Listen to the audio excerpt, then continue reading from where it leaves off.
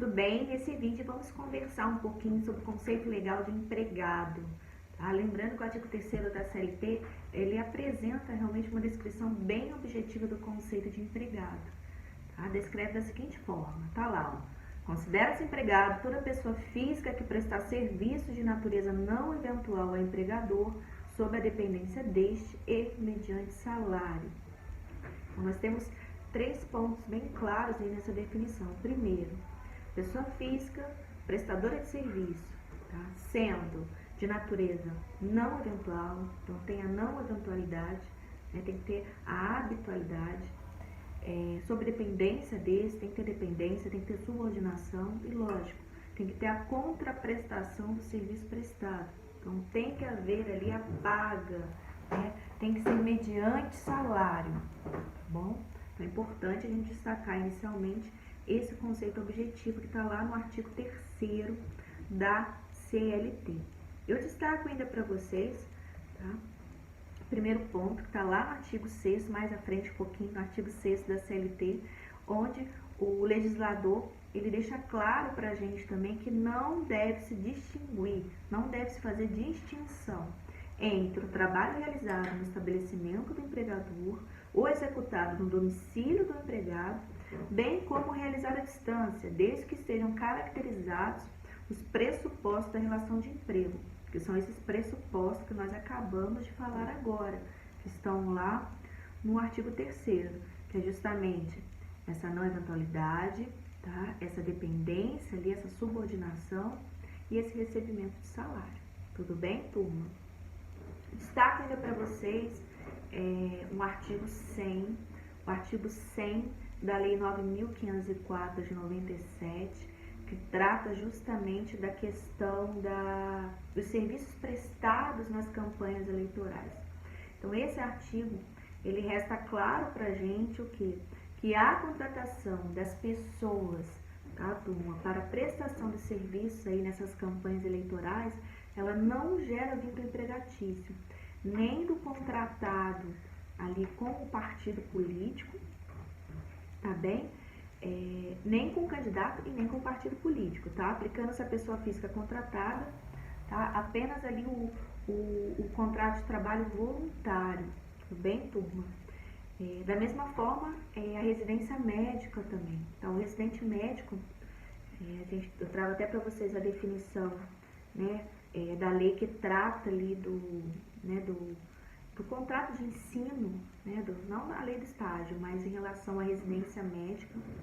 No seu artigo 1º da Lei 6.932 de 81, estabelece que a residência médica constitui modalidade de ensino de pós-graduação, tá? Destinada a médicos sob forma de curso de especialização caracterizado por treinamento e serviço, funcionando sob a responsabilidade da instituição de saúde, universitários ou não, sob a orientação de profissional médico e de elevada qualificação ética e profissional. Tá? E a própria lei de residência médica traz para a gente, tá? E nós temos aqui também a própria jurisprudência, a doutrina, traz para a gente o não reconhecimento do vínculo empregatício do residente médico. Tá? Ele não se inclui ali na equiparação daquele conceito de empregado. Por se tratar justamente de que, como está aqui no texto da lei, é uma modalidade de ensino. Porém, tá?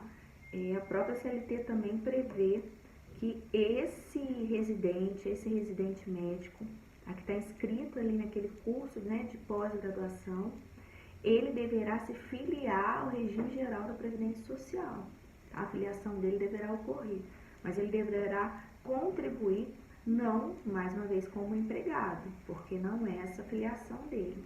Tá? Ele deverá contribuir ali para a Previdência Social, ele deverá se inscrever na Previdência Social como contribuinte individual.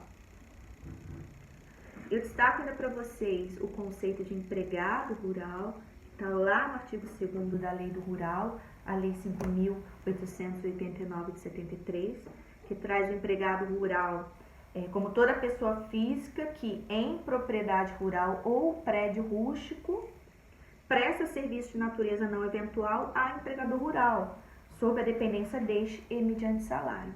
Então, segue ali os critérios ali do artigo 3º da CLT, tá? Porém, para a terminologia usada ali em relação ao empregado e ao empregador rural. Mas esse contrato de trabalho também ficará caracterizado ali, né, quando se atingir esses pressupostos de dependência e mediante salário, lógico, serviço não eventual. Por fim, né, nesse vídeo aqui, eu ainda destaco para vocês a súmula 386 e a súmula 430 do TST, que fala justamente do vínculo do policial militar, né? Olha lá, o policial militar, reconhecimento de vínculo empregatício com empresa privada. Tá? Preenchendo os requisitos do artigo 3º da CLT, é legítimo o reconhecimento da relação de emprego entre policial militar e empresa privada, independentemente de eventual cabimento de penalidade disciplinar prevista no Estatuto do Policial Militar. Está falando que acontece muito, né, bem comum, policiais militares que trabalham como segurança em empresas privadas. Então, nós já temos um entendimento simulado de reconhecimento do vínculo empregatício desses policiais militares com essas empresas privadas. Outro ponto aqui importante também, a orientação jurisprudencial 199, que traz justamente a nulidade dos contratos de trabalho relacionados ao jogo de bicho. Tá? É nulo, tá lá, ó, é nulo contrato de trabalho celebrado para o desempenho de atividade inerente à prática do jogo de bicho, ante a ilicitude do seu objeto, né? O objeto do contrato de trabalho é ilícito, então o contrato será nulo. Tá? Ante a ilicitude do seu objeto, o que subtrai o requisito de validade para a formação do ato jurídico. Então tá lá, OJ 199 do TST. Tá? E eu destaco ainda por fim a OJ 366, tá lá, estagiário, desvirtuamento do contrato de estágio, reconhecimento do vínculo empregatício com a administração pública direta ou indireta. Antes, ainda que desvirtuada a finalidade do contrato de estágio celebrado, tá, é inviável o reconhecimento do vínculo empregatício entre a administração pública direta ou indireta, tá, por força ali do artigo 37 da Constituição. Então, esses contratos ali de estágios, tá, com a administração pública direta ou indireta, já tem entendimento simulado. Mesmo, tá, como está aqui, mesmo que desvirtuado esse contrato de trabalho, não será reconhecido esse vínculo. Entendimento simulado, tá lá, orientação jurisprudencial 366 do TST. Como outro ponto importante que eu li para vocês até lá no artigo 7º, né, da Constituição Federal, que realmente a CLT ainda reforça isso no parágrafo único do artigo 3º, de que não haverá distinções relativas à espécie de emprego, à condição de trabalho, nem entre trabalho intelectual, técnico e manual, seguindo lá os preceitos do artigo 7º da Constituição que nós lemos no início do vídeo. Tá?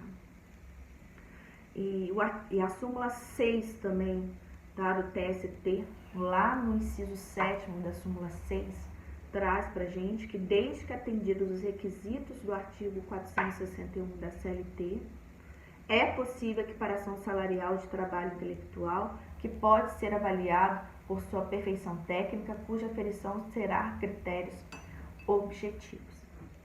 Então, o empregado é justamente, né, é considerado empregado toda aquela pessoa física que presta serviço de natureza não eventual, né, ao empregado, sob a dependência desse, a subordinação desse, mediante salário.